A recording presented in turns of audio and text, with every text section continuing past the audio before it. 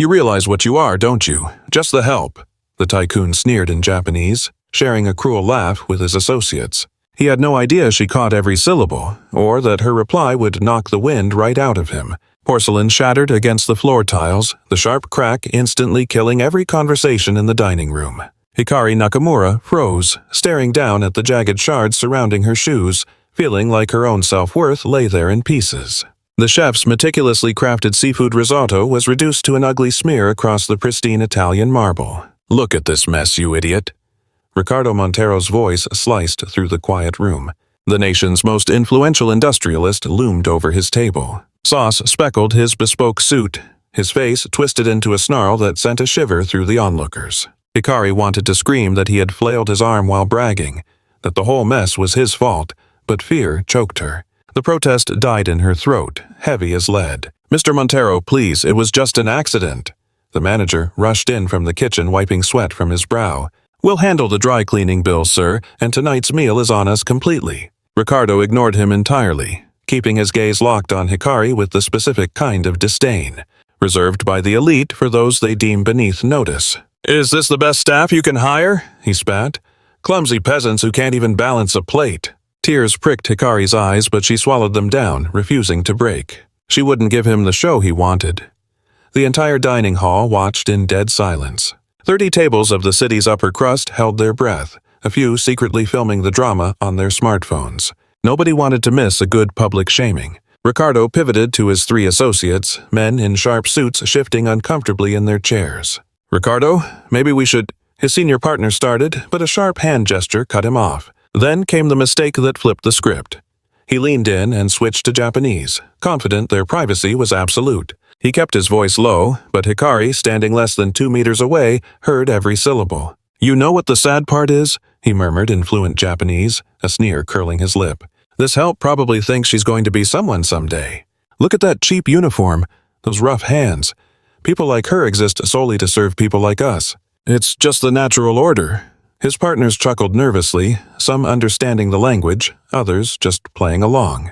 "I'd bet good money she's a dropout," Ricardo continued, sipping his wine with practiced grace. "These mixed bloods are all alike. Half Japanese, half Latina, useless in both worlds, no identity, no future, no worth." The words hit Hikari like physical blows. It wasn't just the cruelty. He was attacking her heritage, her mother, everything she held dear. But Ricardo Montero didn't realize that Hikari spoke Japanese before she ever spoke a word of Spanish. Her mother, Keiko, had sung her to sleep with Japanese lullabies. She'd grown up straddling 2 cultures, mastering both tongues better than most natives. Standing there amidst the shattered porcelain and her fractured pride, a spark ignited deep inside her. It was a fire she'd dampened for years, a voice she'd stifled to blend in, to avoid being the outsider. She took a deep breath, and time seemed to hang suspended. Then, Hikari Nakamura did the unthinkable. She lifted her chin, locked eyes with Ricardo Montero, and spoke in Japanese so flawless she could have been raised in central Tokyo.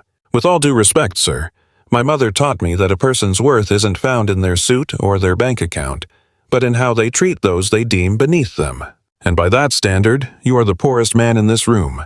The silence that crashed down was so absolute you could hear the hum of the overhead lights. Ricardo's face went white as a sheet. The wine glass shook in his grip. His partners stared in utter shock. What did you say?" he stammered, switching back to Spanish, his arrogance evaporating. Hikari stepped forward, no longer a cowed server, but a woman standing in her full power. "I told you that you just insulted me in a language I've been speaking since before I could crawl. You called me mixed blood trash. Useless. You said I was born on my knees to serve. You said I have no worth." She paused, letting the silence hang heavy in the electric air. "My mother, Keiko Akamura, left Osaka more than 25 years ago. She scrubbed floors when the sun was up and stitched clothes when it went down just to put me through school.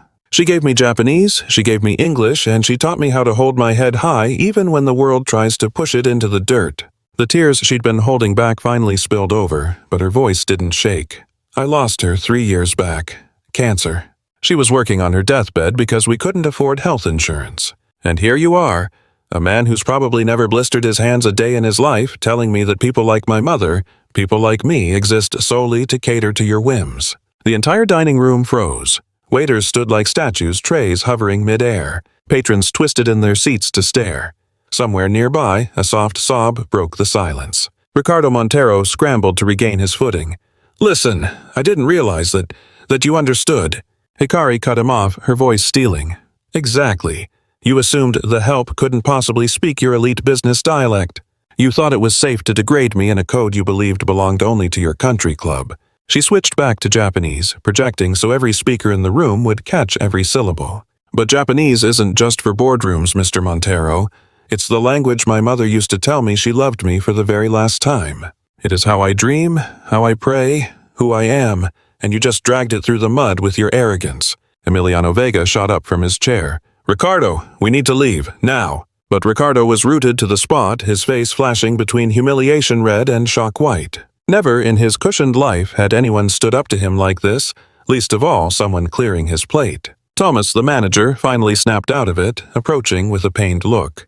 "Hikari, please, just go to the back. I'll handle this." "No." Hikari didn't break eye contact with Ricardo. "I'm not running away, and I'm not apologizing for standing my ground. I won't let this man walk out thinking his bank account gives him a license to treat people like dirt." An older woman at the next table started clapping. Then another joined in, then another. Within moments, the room erupted. A wave of solidarity that shook the gilded walls of the establishment. Ricardo Montero had never been jeered at. He had never felt the crushing weight of public scorn. He was always the judge, the decider, the one holding the gavel. But right then, surrounded by cheers meant for someone else, staring at a girl who was supposed to be invisible, but was burning bright. Something inside him cracked. "This isn't over," he hissed, throwing a fistful of cash onto the tablecloth. "You have no clue who you're messing with." "I know exactly who I'm dealing with." Hikari's reply was ice cold. "A man who has to make others feel small just so he can feel big. And that, Mr. Montero, is the very definition of small." Ricardo stormed out, his partners trailing behind, looking like they wanted to disappear. Emiliano was the last to exit. Before he crossed the threshold, he paused, looking at Hikari with a glimmer of respect. "You've got guts," he muttered, "but he's got reach. Watch your back." As the door clicked shut, Hikari's legs finally gave out. Tomas caught her before she hit the floor, steering her to a chair in the service station.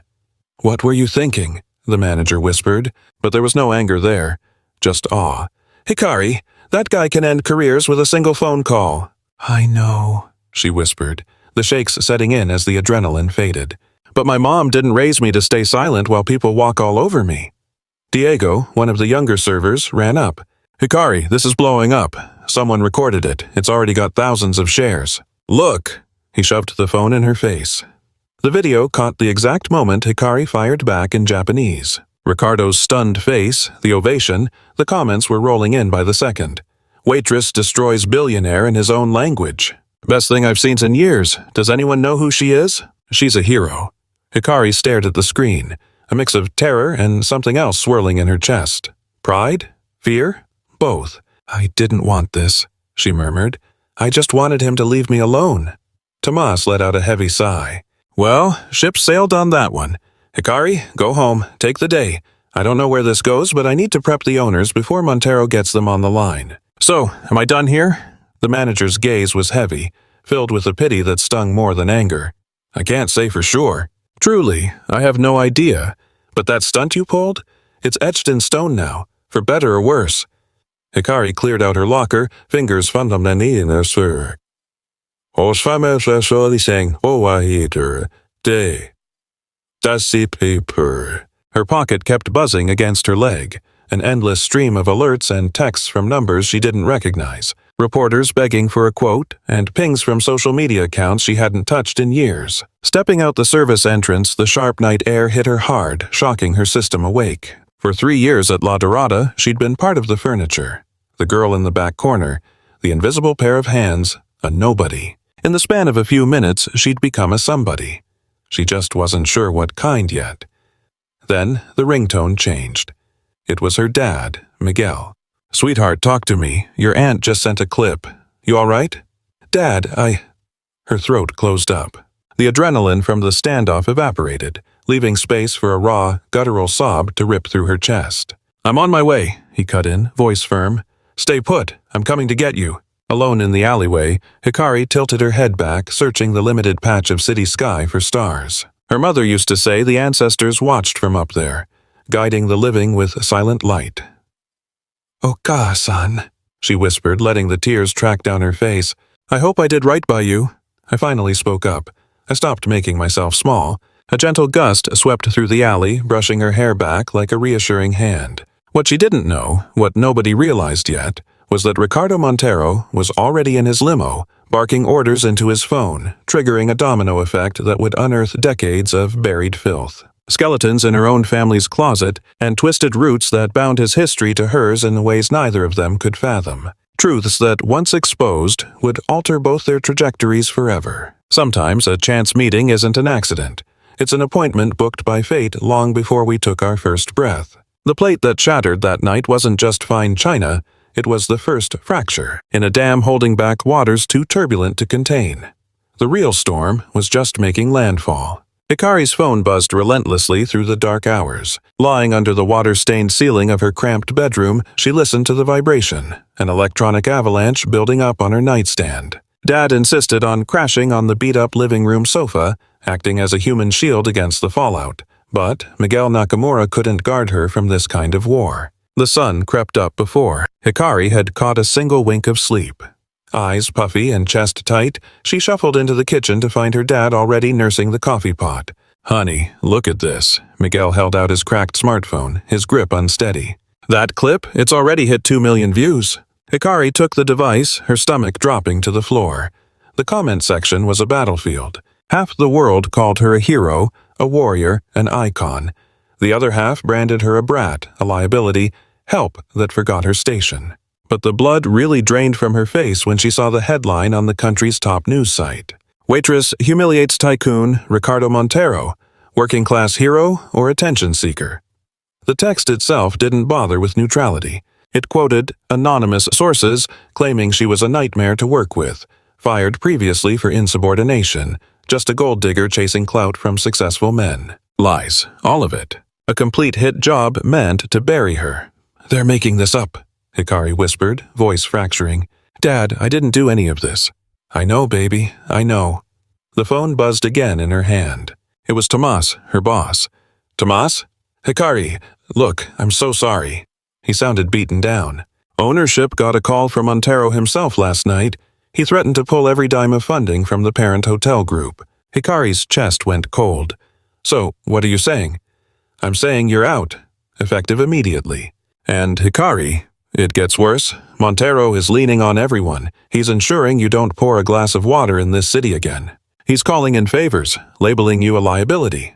The cramped kitchen suddenly felt like a prison cell shrinking around her. Not just unemployed, blacklisted, erased from the only industry she knew how to survive in. "Tomas, I have rent due. My dad needs this income."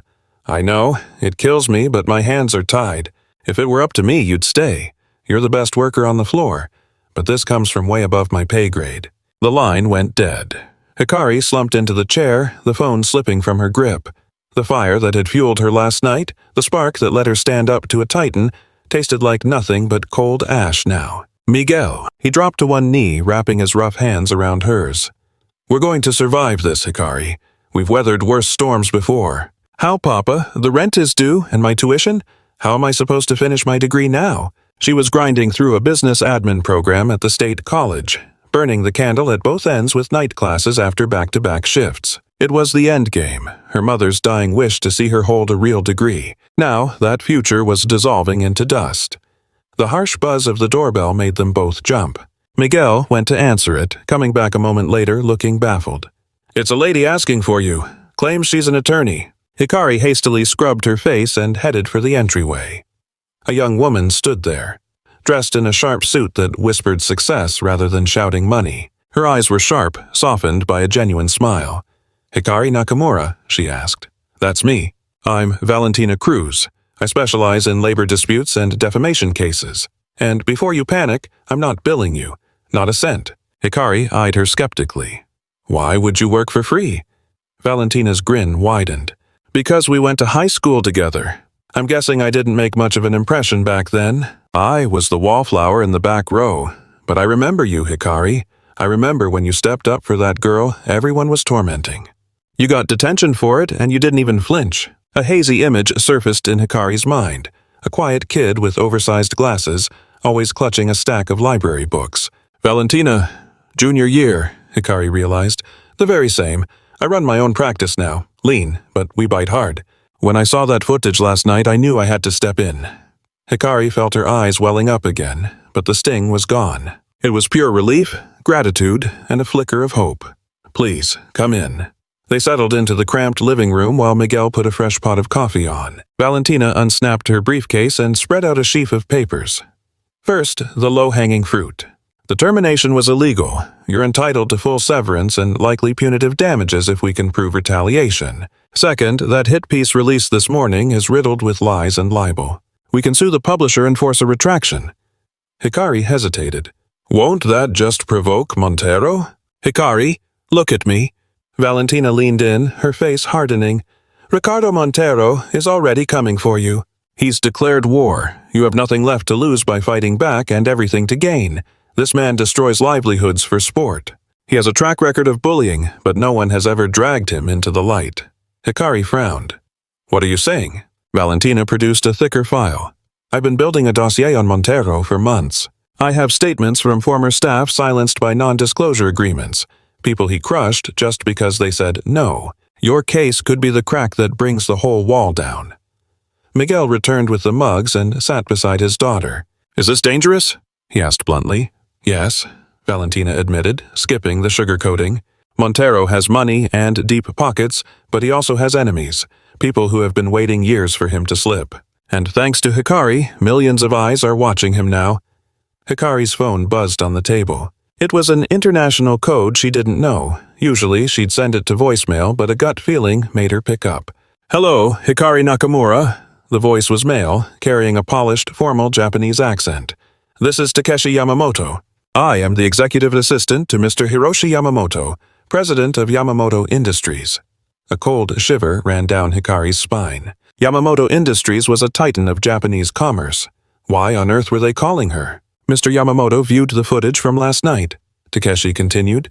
He was deeply impressed by your fluency, and more importantly, your honor. He wishes to meet with you. Meet me? What for?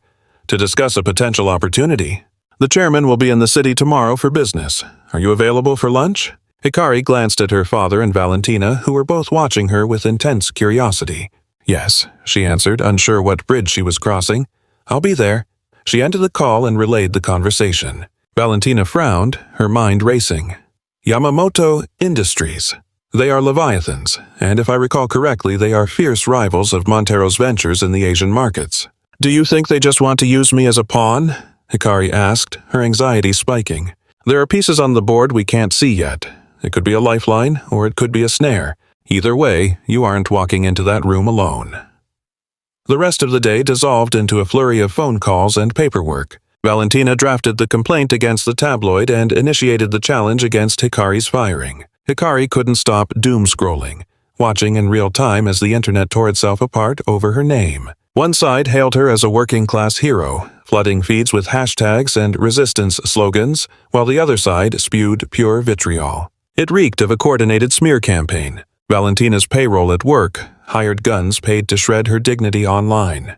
By the time the sun dipped, Hikari was a hollow shell. Miguel tried to push a plate of food her way, but her throat felt wired shut. Dad, she murmured over the clatter of silverware in the sink. Did Mom ever mention her people back in Japan? Miguel froze, the water still running over his hands. Hikari had danced around that question for years. It was an open wound she usually tried not to poke. Your mother had a complex history with them, he replied, keeping his back to her. When she chose a life here, with me, they couldn't stomach it. They cut her off. She buried the subject, but I saw the toll it took on her. She never tried to fix it, except once. When she got sick, she penned a letter to her father. Silence. That's all she got back. Hikari's chest tightened. Leaving this world with that kind of rejection was a heavy burden to carry.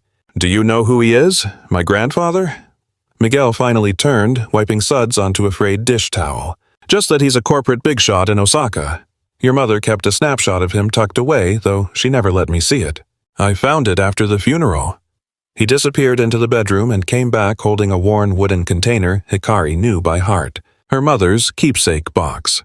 The one she'd forbidden them to open until Hikari was ready to face its contents. "I think you're ready now," Miguel whispered, passing the heirloom into her hands. Her fingers shook as she lifted the lid. Inside lay a stack of Japanese letters, vintage photos, and a sealed envelope bearing her name in elegant, disciplined strokes. She eased the envelope open to reveal a single sheet of paper and a photograph. The characters were Japanese. Hikari began to read, her pulse thumping against her ribs. "My dearest Hikari, if you are reading this, I am gone. I have kept truths from you, secrets born of fear and shame. My father is Aurelio Nakamura, the man who built the Nakamura Corporation in Osaka. I chose love over duty, and for that he disowned me. Yet I never stopped loving him, nor hoping he might one day meet you. But there is a darker secret, my daughter, one that ties back to powerful figures in the country you call home. Men who sat at tables with my father many years ago. Men with everything to lose should the truth surface. If you ever face enemies you cannot defeat alone, find your grandfather. He holds the key. I love you, my little warrior. I always have. And I always will. Your mother, Keiko." Hikari let the paper slip from her fingers, the revelations hitting her like physical blows. Her grandfather wasn't just a businessman. He was an industry titan. Buried secrets. Powerful enemies. Her mother had predicted this battle. Hikari reached for the photograph. The image was faded with age, capturing two men in sharp suits shaking hands before a towering glass facade. One was an older Japanese gentleman, his face etched with a severe, dignified resolve. The other was younger, wearing a smug grin that made Hikari's stomach turn. It was Ricardo Montero. The back of the photo read, "Nakamura Montero, deal, Osaka, 25 years ago." The room seemed to tilt. Montero knew her grandfather. They had been partners a quarter of a century ago, and her mother had treated this photo like evidence at a crime scene.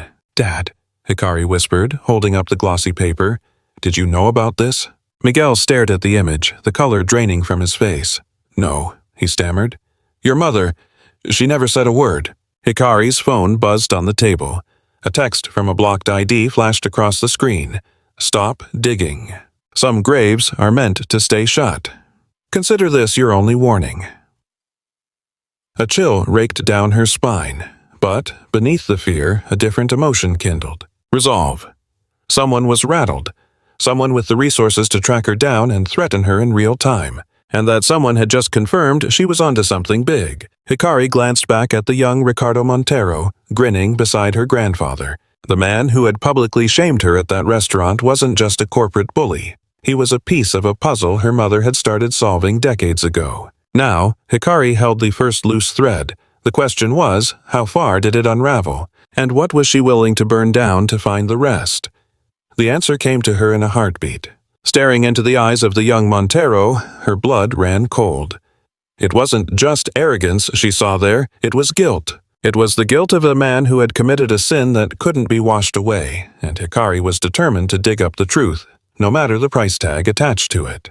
The spot Hiroshi Yamamoto had chosen for their meeting was the polar opposite of the Golden Tower. You wouldn't find any imported Italian marble floors here, nor were there crystal chandeliers dripping from the ceiling. It was just a hole-in-the-wall Japanese joint tucked away in a back alley, the kind of place 90% of the city walked past without ever noticing. Traditional ink-wash paintings lined the walls, and the smell of roasted green tea hung heavy in the air.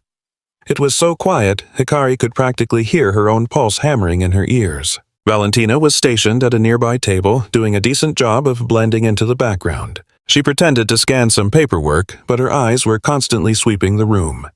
Hikari was running on fumes, having scraped together maybe 3 hours of sleep the night before. Her mother's final letter kept playing on loop in her mind, a relentless storm she couldn't quiet down.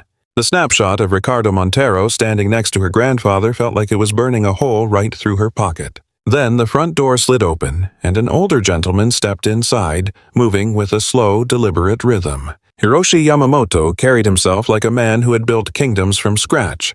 His eyes were crinkled with age, but they held a sharp, piercing intellect that missed nothing. He wore a suit that whispered quality rather than screaming wealth. The moment his gaze landed on Hikari, his mask slipped, just for a heartbeat, but she caught it.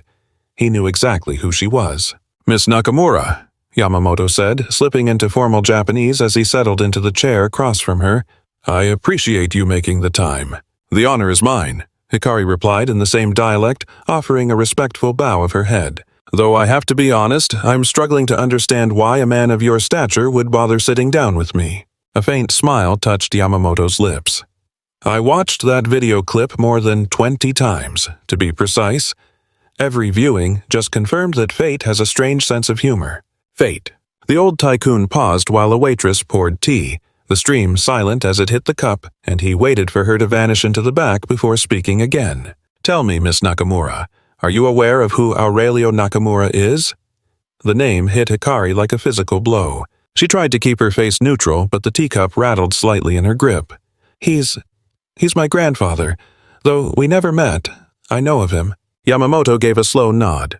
I've known Aurelio for over 40 years. We walked the halls of the University of Tokyo together. We built our first ventures side by side, and 25 years ago, we made mistakes that have been haunting both our bloodlines ever since.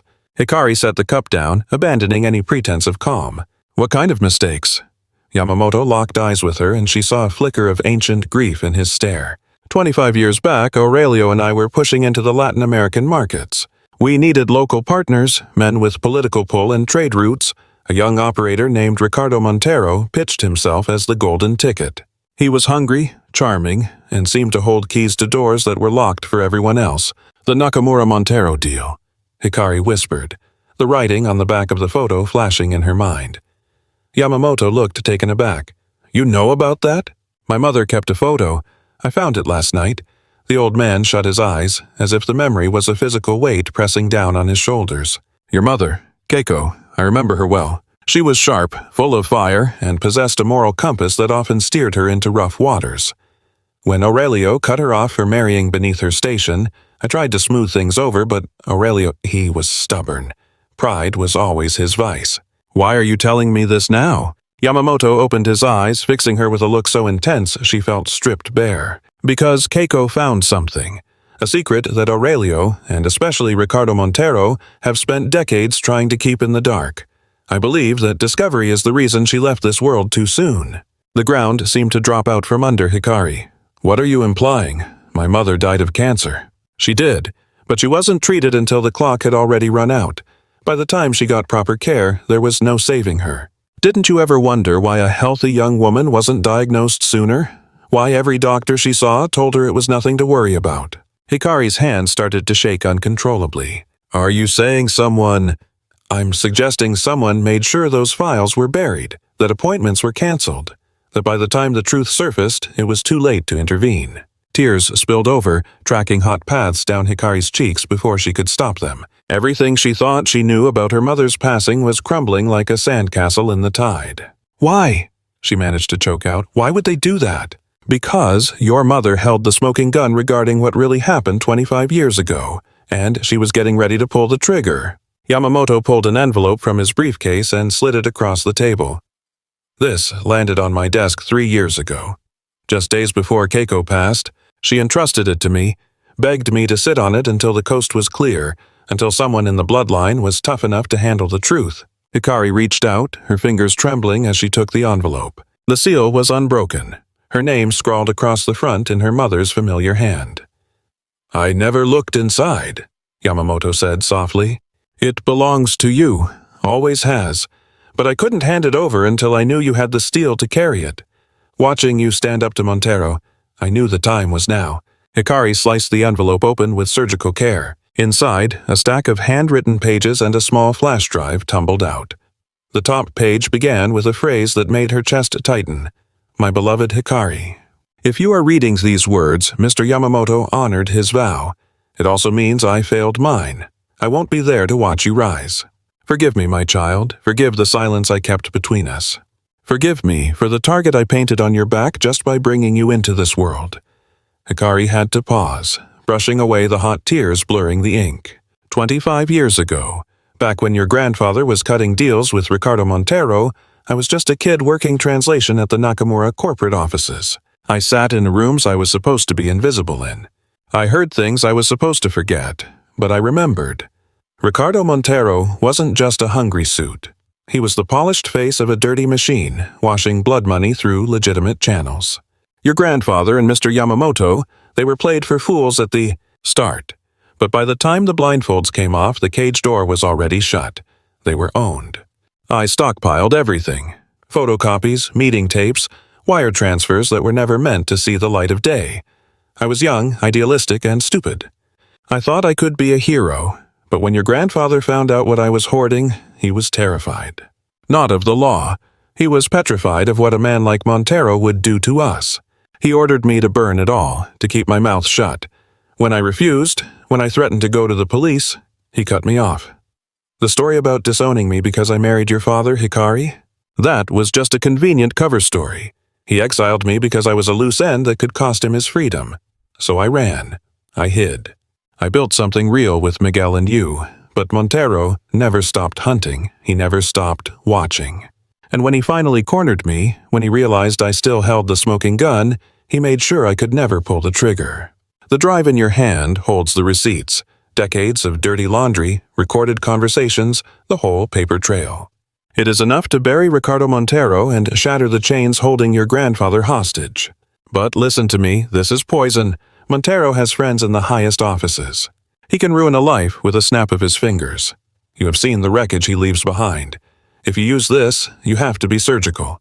Find people you can trust. Don't trust anyone whose loyalty has a price tag. And above all, remember that your heartbeat is worth more than any courtroom victory. I love you, my little warrior. I am sorry I cannot stand between you and the storm, but you have a spine of steel I never possessed. You have the bravery I couldn't summon. Do what needs to be done, Hikari, but promise me you will survive it. Love, Mom. The silence that fell over the restaurant table was heavy enough to choke on. Valentina had drifted over, standing guard by the booth, her face a mask of shock and resolve.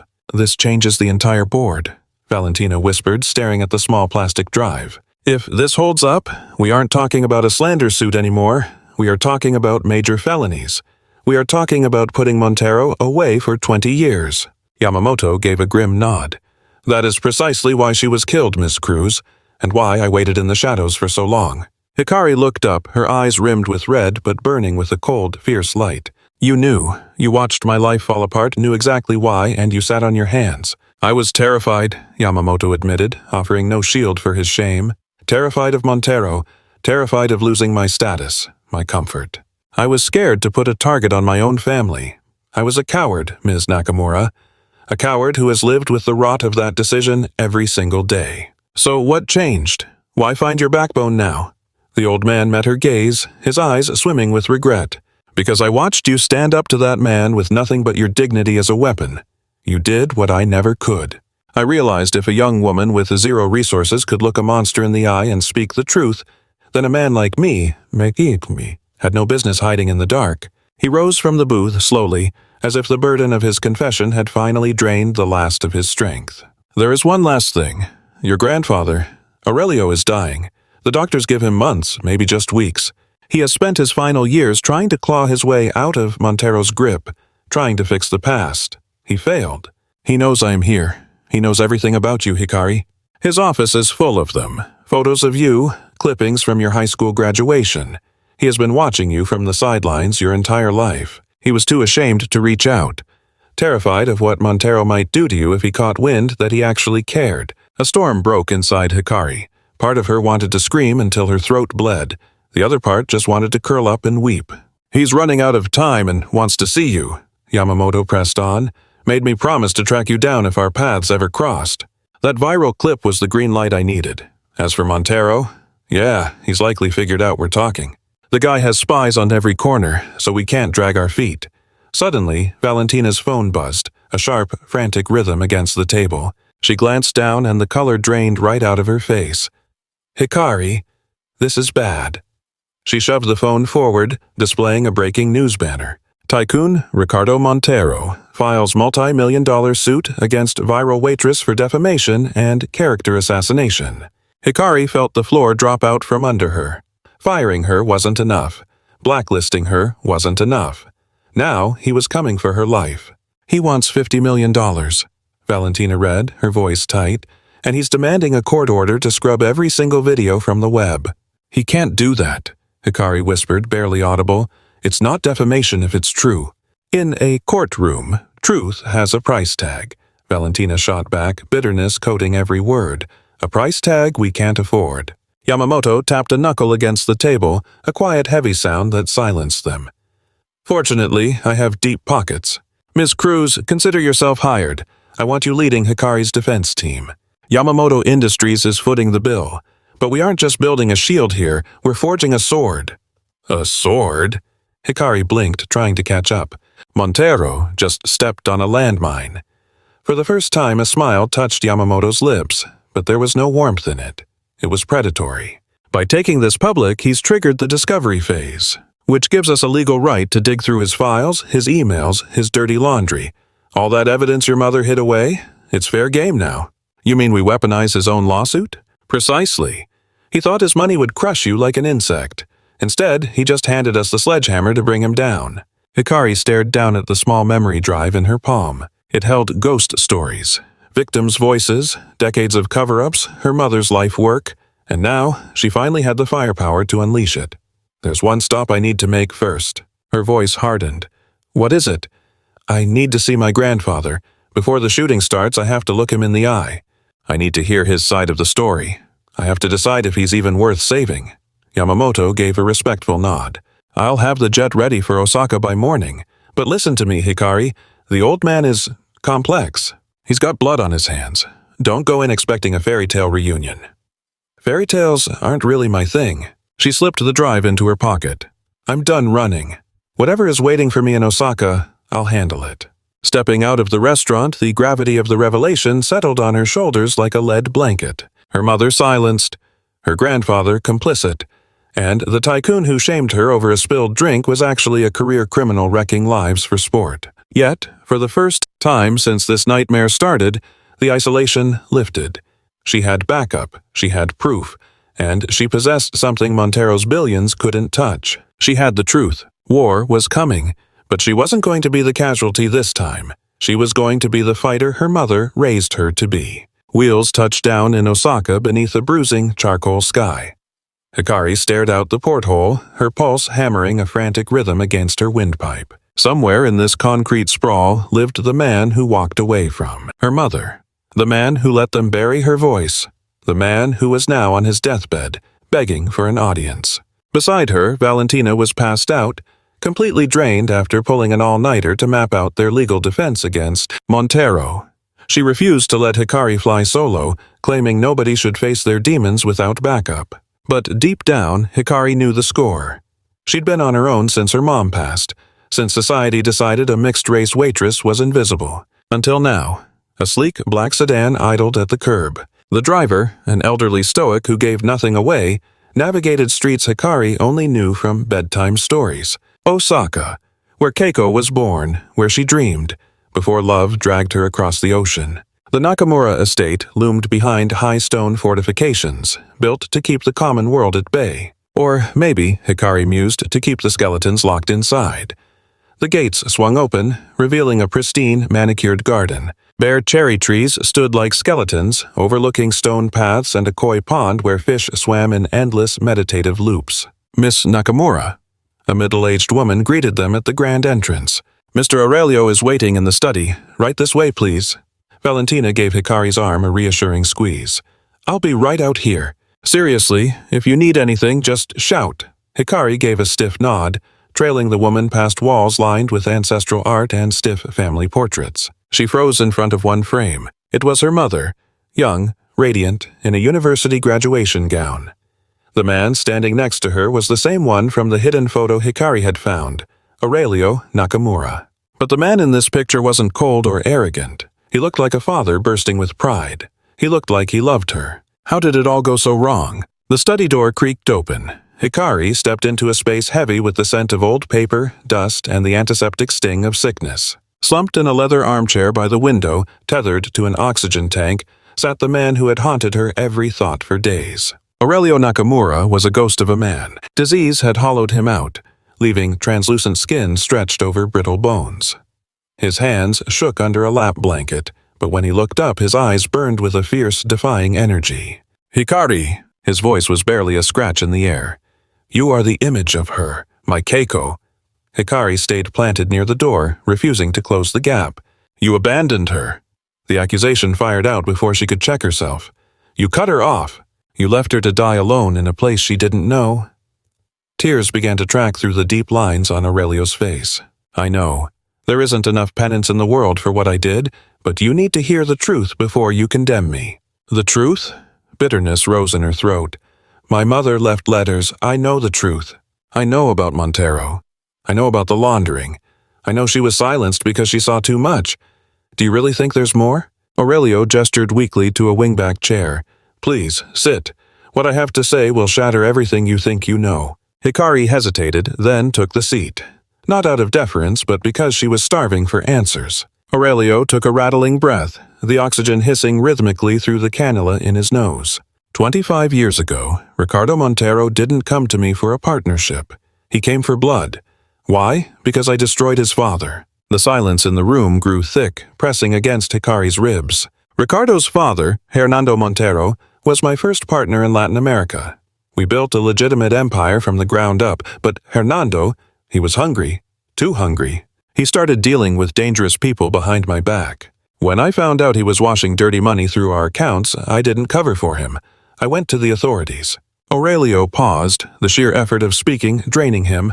Hernando was arrested, tried, and convicted. He died in a cell before his sentence was up. His family lost everything. His wife died soon after. They say it was shame that killed her, and their son, Ricardo, swore on their graves he would make me pay.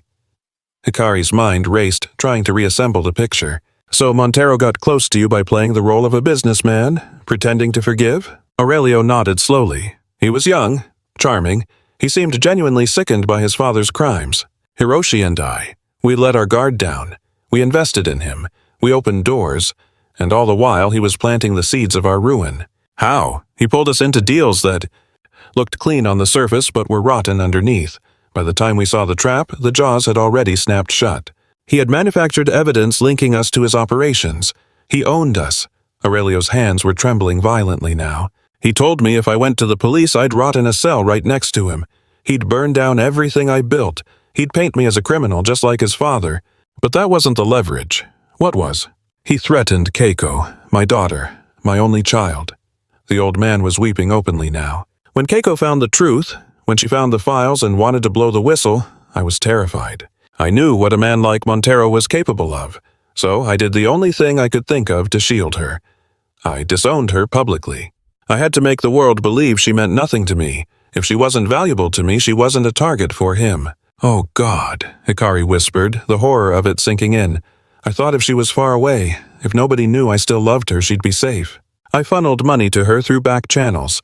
I helped her disappear into a new life, and I prayed every single night that Montero would lose her trail. But he found her years later, the moment she started reaching out to reporters. When she started trying to expose the evidence again, I had a leak. Someone in my inner circle was feeding Montero. They told him everything." Aurelio squeezed his eyes shut, as if the memory was a physical blow. "The moment I found out Keiko was ill, every instinct screamed at me to go to her. I just wanted to say I was sorry. Then Montero intervened. He made it crystal clear. If I set foot in that country, if I even looked in my daughter's direction, he would make her life a living hell. So I sat here, paralyzed. I watched my own child fade away from a distance, completely useless. I should have fought back." Hikari felt the sting of hot tears. He had the wealth, the influence, the network. But using them meant painting a target on her back. Aurelio's eyes snapped open, locking onto hers with sudden clarity. "He knew about you, Hikari. Since the second you took your first breath, Montero was watching. He'd taunt me with snapshots. You at school, you playing in the yard? It was his way of saying he could crush you on a whim." The realization washed over Hikari like ice water. "You were his insurance policy. My silence bought your safety. As long as I stayed quiet, you stayed alive, or so I told myself." He struggled to sit up, muscles failing him, and gestured weakly toward a drawer in the mahogany desk. "Open it. Look." Hikari crossed the room, her knees feeling like jelly. Inside, stacks of manila folders were organized by year. She flipped one open to find photos, hundreds of them. Snapshots of her life, taking her first steps, holding a backpack, tossing her graduation cap, double shifting at diners, waiting tables at La Dorada. How do you have these? Monthly updates from Montero, like clockwork, just to prove he could touch you anytime he pleased. But 3 years ago, when I lost Keiko, something in me snapped. The fear curdled into anger, then the anger hardened into a plan. Aurelio pointed a shaking finger at a thick dossier. That file holds every scrap of dirt I've dug up on Montero since she passed. Witness statements, bank leaks, bribes to politicians. I've spent the last 3 years building the coffin that will bury him. Hikari flipped through the pages, eyes widening. It wasn't just a file, it was a warhead. Names, timestamps, wire transfers, photos of backroom deals. Why sit on this? She whispered. Because I lacked the right messenger. Reporters have a price tag. Prosecutors have families to lose. I needed someone immune to his silence, someone already standing in the spotlight. Aurelio stared at her, his gaze burning. I needed you, Hikari. The waitress who stood up to the country's biggest tyrant while millions watched. The woman who refused to bite her tongue when everyone else would have bowed their heads. The fighter your mother believed in. Hikari clutched the dossier tight, feeling the heavy burden of 30 years of pain and secrets. You want me to finish her fight? I'm giving you the ammunition. Whether you pull the trigger is up to you. Before she could speak, the study doors burst open. The housekeeper rushed in, her face drained of color. Mr. Nakamura, police are at the gate. They have a warrant for Miss Hikari. Arrest me, the room spun. For what? Valentina appeared in the doorway, phone in hand and shaking with rage. Montero filed charges. Claimed you assaulted him at the restaurant. He's got paid witnesses, a doctored video, and a judge in his pocket. It's an international warrant. That's insane, Hikari screamed. I never laid a hand on him. The live stream proves it. I know, but the raw footage is being scrubbed from the web as we speak. Montero's digital team is purging anything that clears your name. Aurelio surged forward with sudden strength, ripping the oxygen cannula from his nose. The servant's passage, it connects to the estate next door via a tunnel. Take it. Grandfather, you can't make it. It was the first time she'd used the title. A weak smile touched his lips. I can, and I will. I failed to save your mother, I won't fail her child. He snapped his head toward Valentina. Get to the airstrip 30 kilometers north. My jet is prepped to fly you out. My legal team will fight the warrant. But right now, Aurelio's voice boomed with a command that belied his frailty. Every wasted second is a victory for him. Go! Hikari grabbed the files and sprinted toward the hidden door. At the threshold, she paused, looking back at the old man. I'm going to bury him, she vowed. For Mom, for you, for everyone he's crushed. Aurelio nodded, eyes glistening. I know you will, little one. She was right about you. She was always right. Hikari plunged into the dark corridor, scrambling down stone steps into the damp, endless gloom of the escape tunnel, Valentina close on her heels. Behind them, the house erupted. Shouts, splintering wood, and the heavy boots of a raid team tearing the place apart. But staring ahead, she saw nothing but the dark and a war that was just heating up. They scrambled onto the adjacent lot where an engine was already idling. No sooner had the doors slammed shut than the driver floored it, tires screeching against the pavement. Hikari pressed her forehead against the cool glass, watching the Nakamura estate shrink until it was nothing but a speck in the rearview mirror. She'd flown to Japan chasing a few scraps of information. Instead, she'd unearthed the whole ugly truth about her bloodline. More importantly, she now possessed the ammunition needed to take down the monster who had taken her mother from her. And she'd found the one thing she thought the universe owed her, a grandfather who actually gave a damn. Now, only one item remained on the agenda: go home and break Ricardo Montero. This time around, she wouldn't be the one left bleeding in the dust. The sharp trill of Valentina's phone broke the silence. It was a text from the old man, Yamamoto. Seems Montero slipped up again. One of his paid-off liars wants to switch sides, claims he's terrified and willing to trade dirty secrets for safety. Hikari scanned the screen and felt a strange sensation in her chest she hadn't felt in days. Hope.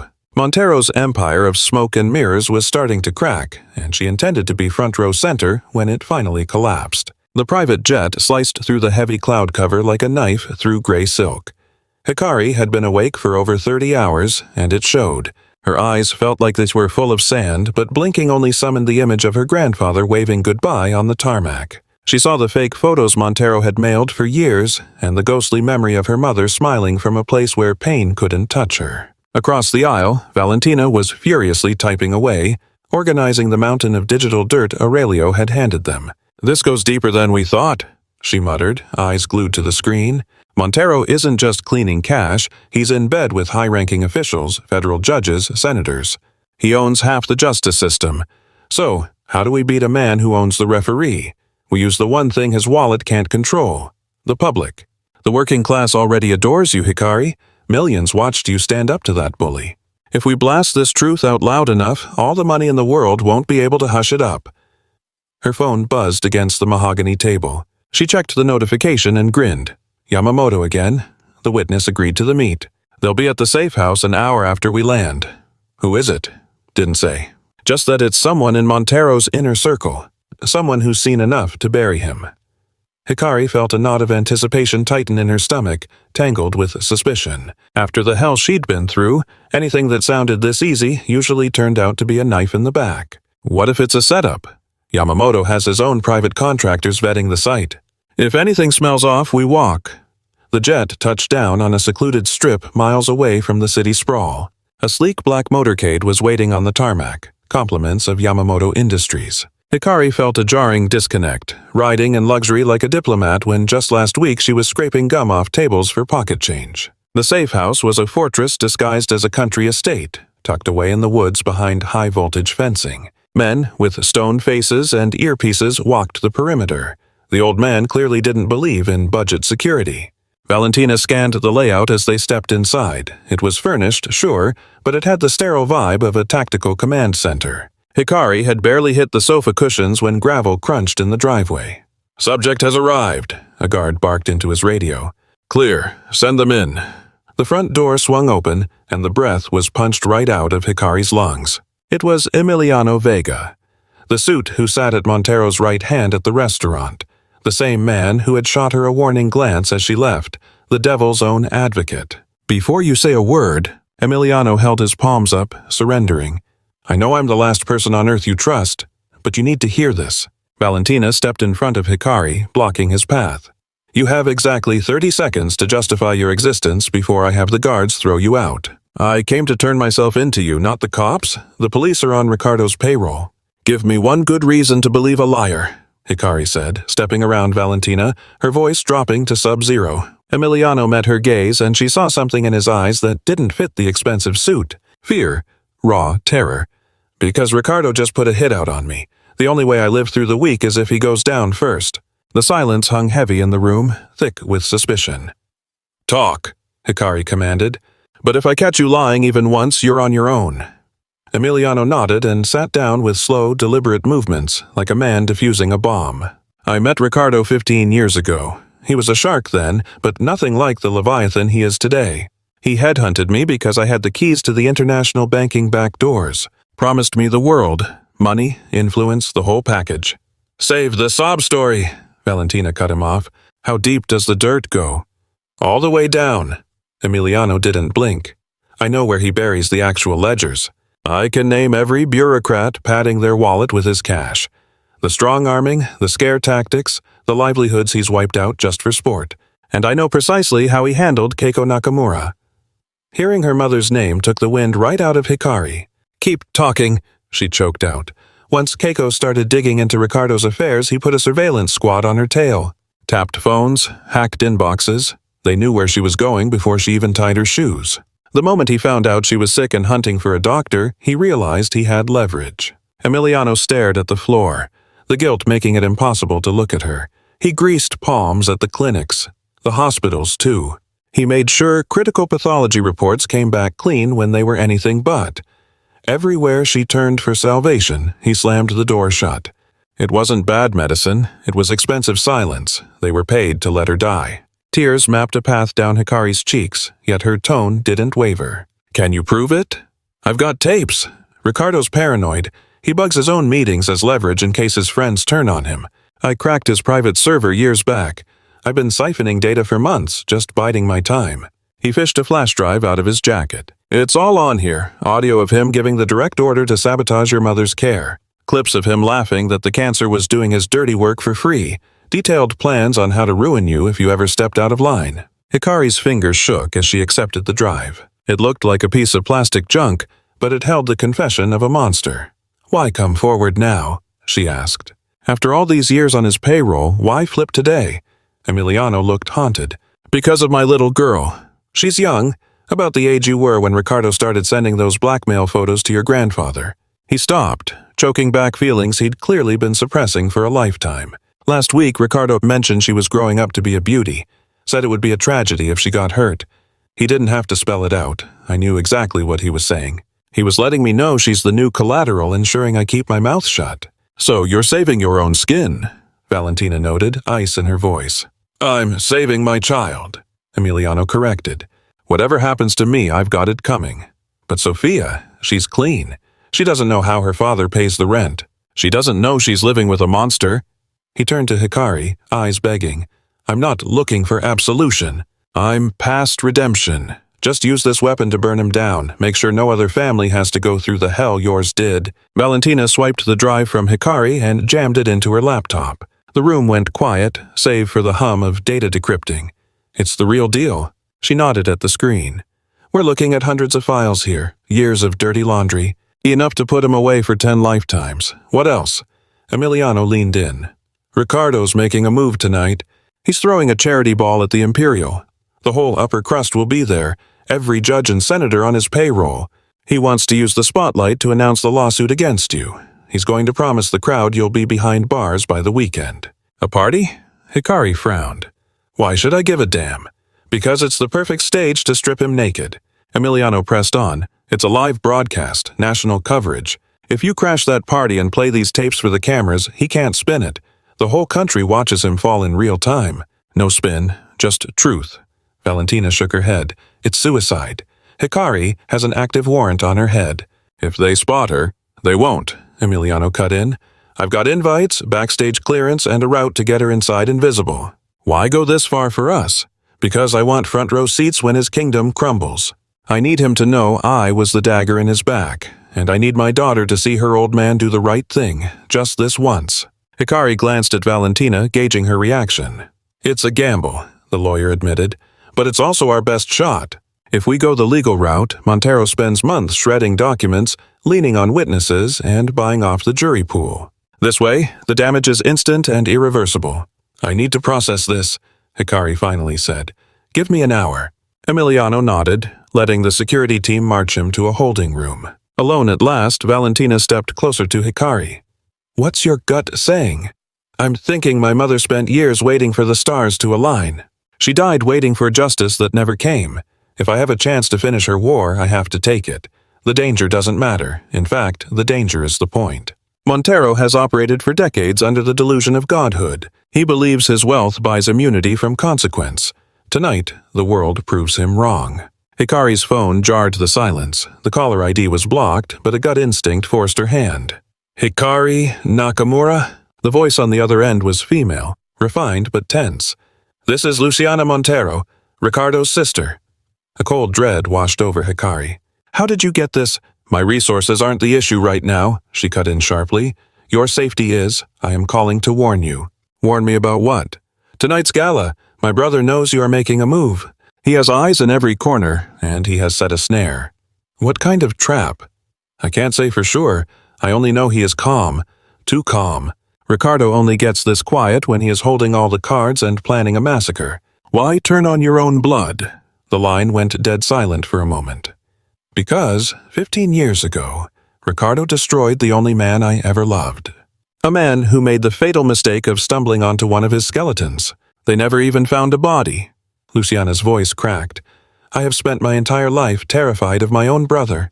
I played the loyal sister. I kept his secrets, watched his crimes, just praying for someone with the guts to finally stand up to him. You are that person, Hikari, but understand this, he doesn't fight fair. So what do I do? Have a contingency. Trust absolutely no one, not even Emiliano. My brother always keeps an ace up his sleeve." The line went dead. Hikari turned to Valentina, her face grim. "The walls are closing in. Do we abort?" Hikari thought of her mother, fading away alone in that hospital bed. She pictured her grandfather, a prisoner of his own terror for decades. She thought of the countless lives Montero had ground into dust. "No, we don't stop. We pivot.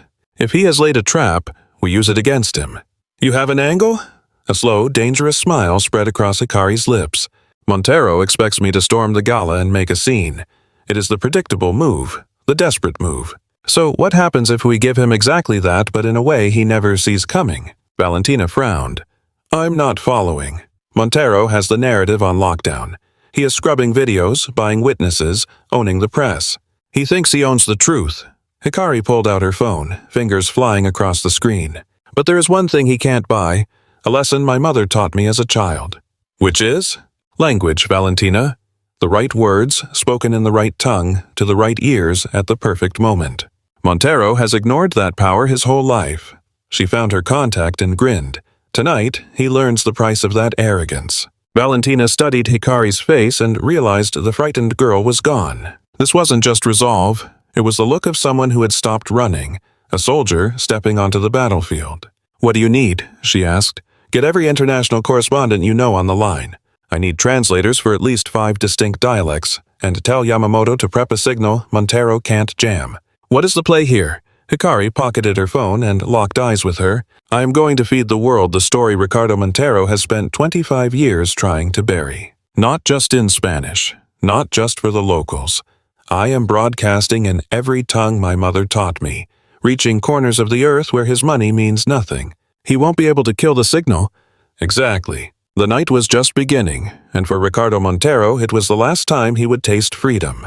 The Imperial Hotel's lights blazed against the skyline like fallen stars. An endless procession of black limousines discharged the city's oligarchy onto a red carpet that flowed like a river of blood under the spotlights. Shutters clicked frantically, capturing the veneer of expensive gowns and rehearsed smiles. None of them knew their world was about to end. 2 blocks away, Hikari watched from the back of an unmarked van.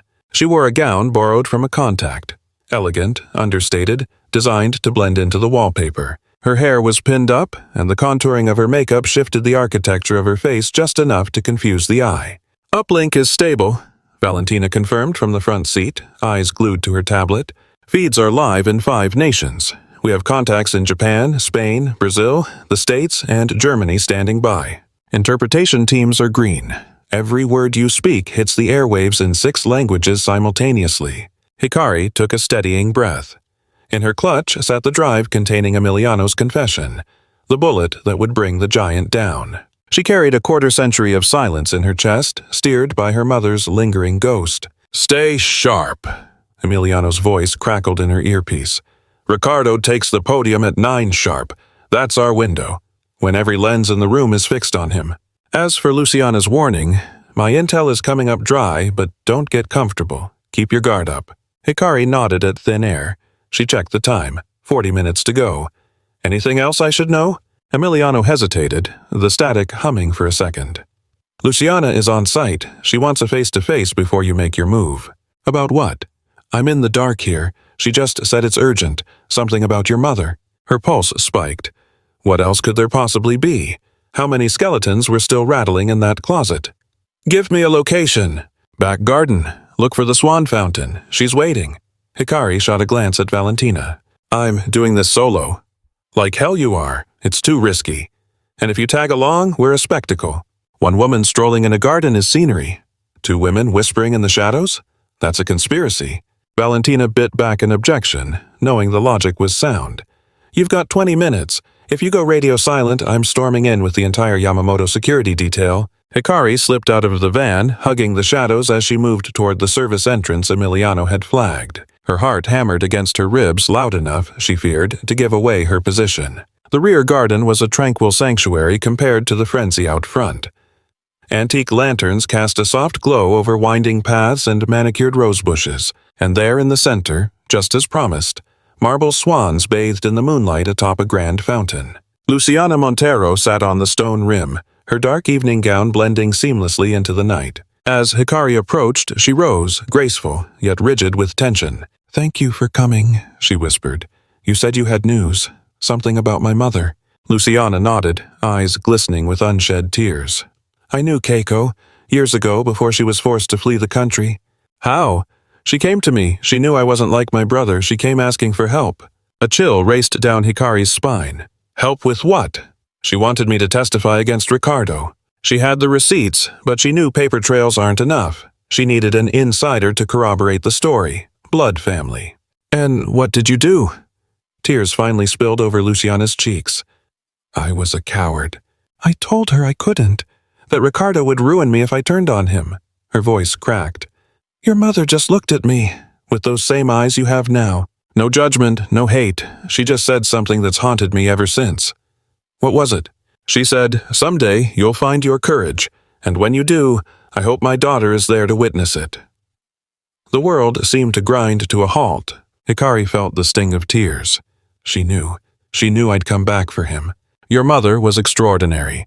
She understood things the rest of us couldn't even see. She could see the future in a person's eyes. Luciana reached out, clasping Hikari's hands. I've lived with the guilt of failing her for decades. I didn't have the guts then, but tonight? Tonight is different. What are you saying? I'm going on record. In front of every camera in that ballroom, I'm exposing my brother. Every crime, every dirty deal, every life he's ruined. Luciana, if you do this, I know, Ricardo will never forgive me. He'll try to crush me like he does everyone else, but I don't care anymore. Her voice grew steadier, harder. Your mother taught me what bravery looks like. Tonight, I finally honor that lesson. Hikari pulled Luciana into an embrace. Two women, bridged by the memory of a third who had sacrificed everything to pave the way for this moment. Thank you, Hikari whispered. Thank you for finding your voice. Thank you for giving me a reason to use it. They pulled apart as a wave of applause drifted from the hotel ballroom. The show was starting. Wait, Luciana said, her tone snapping back to urgent. Ricardo's trap. I found out what he's planning. Talk to me. He has police inside. The second you step into the light, they'll cuff you. Live on air. He wants a public execution of your character. To paint you as a criminal while the world watches. How many? At least 10. Plain clothes, blending in with the crowd. Hikari's mind raced. Her original play relied on storming the stage and hijacking the audio feed. If I can't get to the mic, the plan is dead, she muttered. What will you do? A new angle began to take shape in Hikari's mind. Risky, reckless, and absolutely perfect. Can you access the hotel's AV room? My family paid for this wing. I know this building better than the architect. Good. Then I have a job for you. Hikari laid out the strategy in a hushed rush. Luciana's expression shifted from confusion to sheer disbelief. It's genius, and absolutely terrifying. You sure you can pull this off? Watch me. With that, they split up, disappearing into the venue to play their parts. Hikari slipped toward the ballroom, hugging the periphery. She moved like a ghost, dodging the press cameras and the judging eyes of the elite. The venue dripped with excess. Crystal chandeliers dangled overhead, a mocking imitation of the night sky. White linen tables hosted the nation's oligarchy, the untouchables. And there, preening on stage for his victory lap, stood Ricardo Montero. Hikari studied him from the darkness, the architect of her mother's ruin. A man who crushed working-class lives for sport, now convinced this evening cemented his legacy. He didn't know his world was about to burn. Ladies and gentlemen, the MC's smooth baritone boomed over the PA system. Please welcome the visionary behind tonight's gala. A philanthropist whose generosity has reshaped our entire society. Mr. Ricardo Montero. Polite applause rippled through the room as Ricardo took the stairs wearing that practiced plastic smile he saved for the cameras. He gripped the mic like a king holding court, scanning the crowd with the confidence of a man who owned everyone in the room. Thank you. Truly, thank you all for coming. Tonight celebrates my core values: community, prosperity, and the sacred duty to lift up the less fortunate. Hikari nearly gagged. Ricardo paused, shifting gears into a somber, serious register. I need to address the elephant in the room. I'm sure you've seen the footage making the rounds online.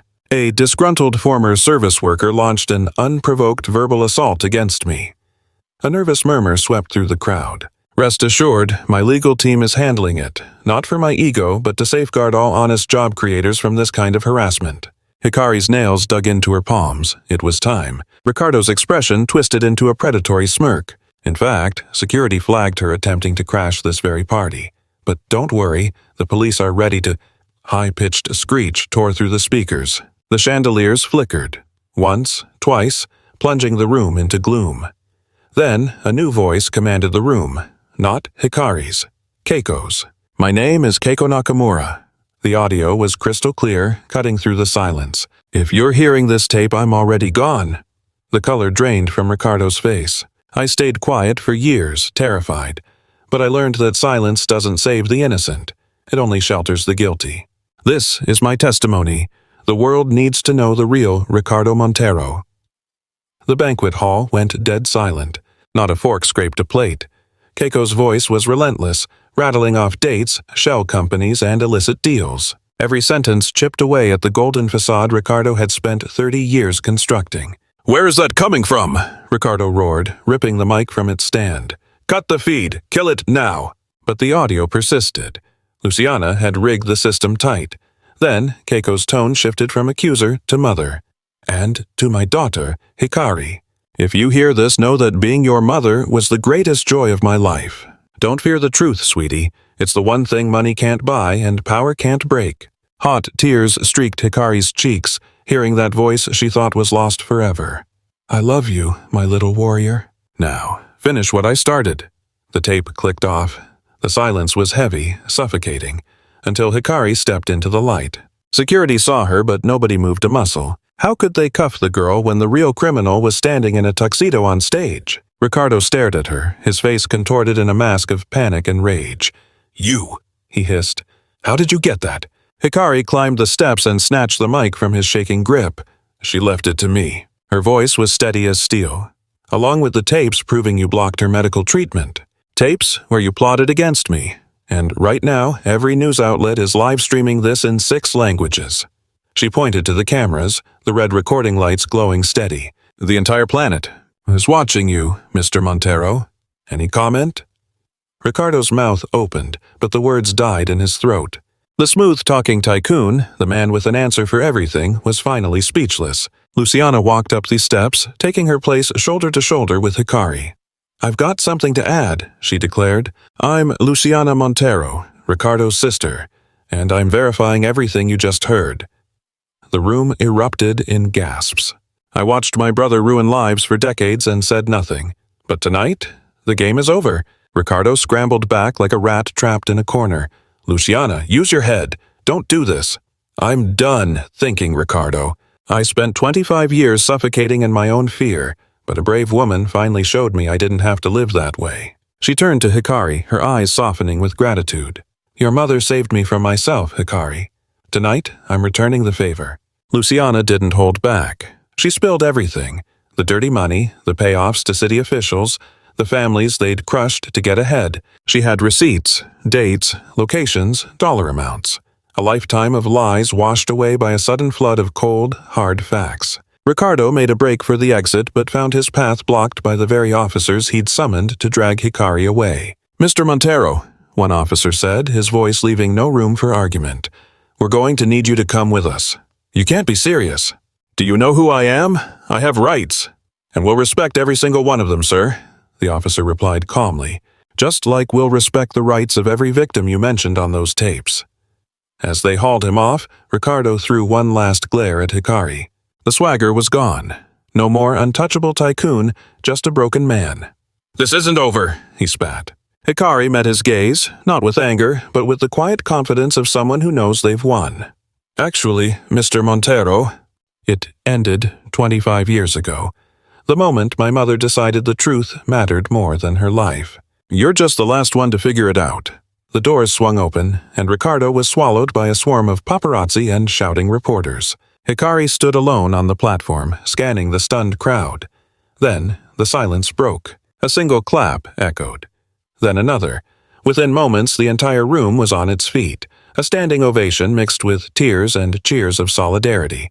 Hikari found the red light of the main broadcast camera, locking eyes with the rest of the world. "My mom taught me that words aren't just air. She taught me that the truth, spoken at the right time, can topple even the biggest kingdoms built on deceit." Tears streamed down her cheeks, but her voice remained steel steady. "But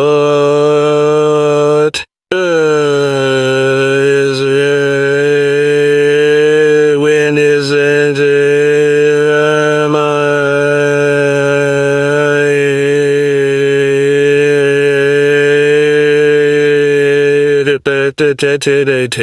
This is for everyone who was told to sit down and shut up, for anyone made to feel small, or who stopped believing that justice was real." She paused, letting the gravity of the moment settle over the room.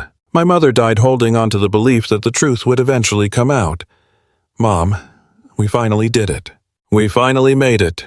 She tilted her head back, looking past the ceiling lights, imagining her mother watching from somewhere above. I love you.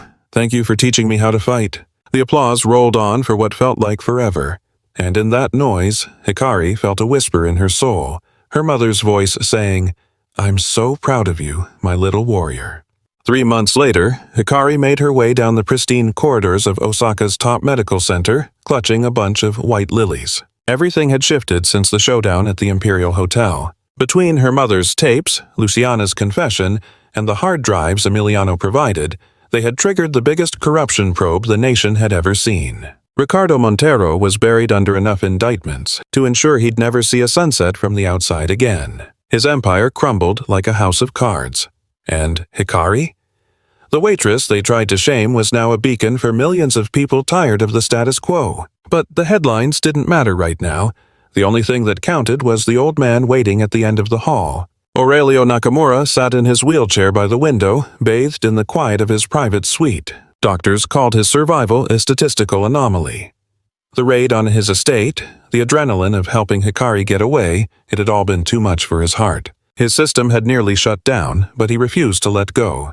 I'm not clocking out yet, he'd insisted. He told the medical staff, I need to see my granddaughter one last time. Now, with the golden hour light filling the room, the two of them sat together. No more lies, no more secrets. Hikari! Aurelio reached out a shaking hand. You came. I told you I'd be back. She took his hand gently and pulled up a chair. And I don't break promises.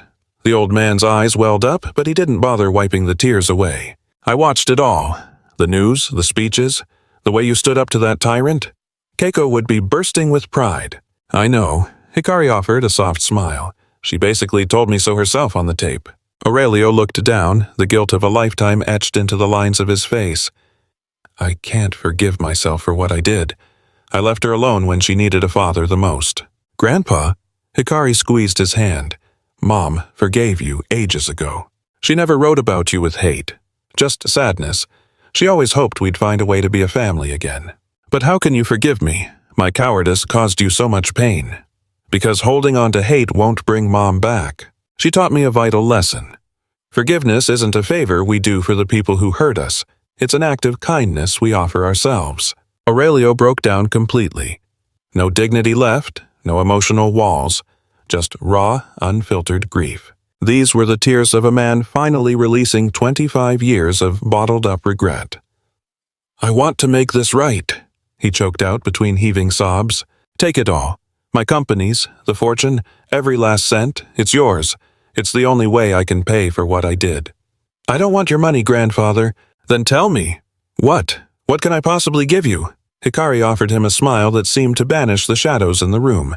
Give me my mother back. Tell me stories. I want to know who she was before she was Mom, her childhood dreams, the things that made her giggle. I want the pieces of her life I missed. Aurelio stared at her, looking like a starving man who had just been handed a feast. That, his voice trembled to a whisper, that is the one thing I can give you, gladly. For the next few hours, the timeline blurred. The tycoon and the young woman sat together, stitching together the tapestry of a lost life through shared memories. Aurelio painted pictures of a little girl chasing butterflies in pristine manicured gardens. Hikari countered with memories of a tired woman humming Japanese lullabies in a cramped kitchen. They traded laughs and tears, bridging the class divide with shared grief. By the time they boarded the plane home, the heavy air between them had lifted. Hikari wasn't facing the world by herself anymore. Her father, Miguel, stood beside her. He was anxious but stood tall, bracing himself to meet the aristocrat who had once looked down on his wife. You're certain about this? Miguel asked, pacing the floor. He requested it, Dad. He insists on looking you in the eye to apologize. He doesn't owe me a thing, Miguel sighed. Keiko made her peace with him. That's good enough for me. Then go tell him that. The air in the room was thick enough to cut. Here were two men from different universes, one of silk, one of cotton, united only by their love for the same woman. Then, the old patriarch did something that stopped time. He bent at the waist, lowering himself before Miguel in a deep, formal bow, the ultimate surrender of pride in his culture. You gave her the wealth I couldn't. Aurelio's voice cracked, staring at the floor. Real love, a happy home, a brilliant daughter. I threw her away. You caught her. For that, I am in your debt forever." Miguel, a man used to bowing his head to bosses, not the other way around, gently grabbed Aurelio's shoulders and pulled him up. "She talked about you," Miguel said quietly. Never with malice, just the sadness of a little girl who wanted her dad back. "If she found it in her heart to love you after everything, who am I to hold a grudge?" The two grandfathers embraced, erasing decades of class warfare in a single moment. Hikari watched through blurry eyes as the shattered pieces of her family finally clicked into place. A few weeks later, the city hosted a gathering far different from the usual society galas. The infamous restaurant, La Dorada, was gone, shuttered after the owners were exposed as cogs in the Montero corruption machine. But the building hadn't stayed empty. Yamamoto Industries had moved in, and Hiroshi Yamamoto wasn't interested in fine dining. The elderly titan met Hikari at the doors of the transformed structure. "Welcome," he gestured, "to the Keiko Nakamura Center for Social Justice." Hikari gasped. The space that once hosted the city's corrupt elite sipping champagne was gone. In its place stood bright offices, strategy rooms, and open workspaces buzzing with purpose. "This facility is dedicated to pro bono legal defense for those crushed by the system," Yamamoto explained as he guided her through the hall. "Education, therapy, resources for the defenseless. It is fully endowed. Your grandfather and I pooled our resources to ensure the lights never go out here. Mr. Yamamoto, this is too much." "It's not nearly enough," he cut in gently. "No amount of money can buy back the years we stayed silent while people suffered, but we have to start somewhere." He walked her back to the foyer, pointing to a bronze plaque gleaming under the recessed lighting. "Keiko Nakamura Center, because the truth demands a voice." Hikari traced the letters of her mother's name, feeling the finality of the moment. The loop was closed. "One last detail," Yamamoto added. "We need a director, someone who knows what it feels like to stand up to giants, someone who understands the power of a single voice." Hikari's eyes widened, the realization hitting her. I'm offering you her legacy. Take her sacrifice and turn it into armor for the thousands out there who think they're fighting alone." The grand opening was a spectacle. Hundreds gathered with international press lining the sidewalks. Survivors who had lived in the shadows for years stood shoulder to shoulder. And there, in the front row, sat the architects of this new beginning. Miguel, chest puffed out with pride, clutching a framed portrait of Keiko close to his heart. Aurelio sat in his wheelchair, looking frail but radiant, finally at peace. Beside him stood Valentina, the center's new chief legal officer. Hiroshi Yamamoto, the financier backing their crusade for justice, stood alongside Luciana. Montero. She had lost a brother, but reclaimed her own soul. Nearby was Emiliano Vega, whose testimony had been the turning point, a man now dedicated to burning down the very corruption he once served. His daughter Sofia stood right by his side, safe and sound, finally free from the terror Montero had once used as leverage. Even Tomas Aguilar showed his face, the former manager of La Dorada, who had sent a humble apology letter to Hikari and was currently clocking in shifts as a volunteer at the center. Hikari stepped onto the makeshift platform, scanning a crowd that wouldn't have given her a second glance just a few months ago. "I was just a waitress," she began. "Invisible. A nobody. The kind of person the world looks right through." She let the silence hang there, forcing the crowd to really feel the weight of her words. "A powerful man decided to crush me because he assumed my silence was guaranteed. He thought people like us didn't have a voice, that our dignity was for sale." Her tone hardened with every syllable. "But my mother raised me to know better. She taught me that every human being matters, that every story counts, that words, when spoken with truth and guts, can tear down walls that look invincible." She gestured toward the brass plaque etched with her mother's name. "This center stands here because one woman refused to shut up. She chose the truth even when it cost her everything, betting that one day her daughter would finish what she started." Tears streamed down her face, yet her smile was absolutely radiant. "Mom, wherever you are, I need you to know they never silenced you. Your voice is alive in everyone who dares to speak up, in every victim who finds the courage to scream, 'Enough,' in every heart that won't stomach injustice anymore." She tilted her head back toward the sun, which was breaking through the clouds as if the universe itself was throwing a party. "Your legacy isn't this building. It's not the laws we changed or the criminals we took down. It is me. And I promise to do right by you every single day of my life." The applause that followed was deafening, but for Hikari, the only sound that registered was the echo of her mother's voice in her chest. "I'm so proud of you, my little warrior." Later that night, once the cameras stopped rolling and the VIPs had cleared out, Hikari took a solitary walk through the city streets. Her feet carried her on autopilot back to where the nightmare began. She froze in front of the building that used to house La Dorada. The windows now displayed the fresh logo of the center bearing her mother's name. She pulled out her phone and dialed the number etched into her memory. "Dad, yeah, I'm okay. Just needed to hear your voice." They chatted about dinner plans, Grandpa's health checkups, the mundane little details that actually make life worth living. For the first time in years, a quiet peace settled over Hikari. Sure, the pain would never completely fade. The empty space her mother left would always be a scar on her heart. But now, that scar had a purpose. Every tear shed, every battle fought, every moment of terror and doubt, it all led to this instant, to the woman she had become, and to the legacy she was now sworn to protect. Hikari gazed up at the stars, beginning to speckle the darkening canvas above. "Thanks, Mom," she whispered, "for showing me that real love doesn't die. It just evolves into something bigger than us." A warm breeze brushed against her cheek, a silent answer telling her she wasn't alone.